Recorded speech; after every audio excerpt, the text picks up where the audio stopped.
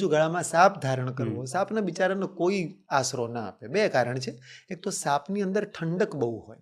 સાપના શરીરમાં અહીંયા ઝેર હોય ને અહીંયા ઉપરની ગ્રંથિમાં અહીંયા ઝેરની કોથળી હોય. જ્યારે સાપ કોઈ વ્યક્તિને ડંખ મારે ત્યારે ડંખ સીધો ના હોય, એ મોઢું સહેજ ત્રાંસું કરે એટલે પેલી કોથળી આમ ઊંધી થાય અને એમાંથી 1 પોઈન્ટ કે 2 પોઈન્ટ જે પણ હોય ઝેર એના દ્વારા શરીરમાં જતું રહે. કોથળી ઊંધી થાય સહેજ.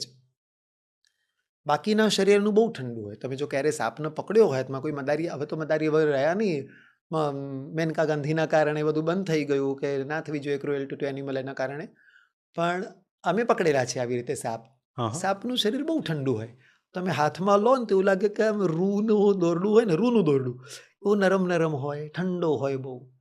તો જ્યાં ઝેર જેને ધારણ કર્યું છે એના ગળાની આજુબાજુ ઠંડક રહે, એટલા માટે શિવજી ઉપર પાણીનો જલાભિષેક કરાય.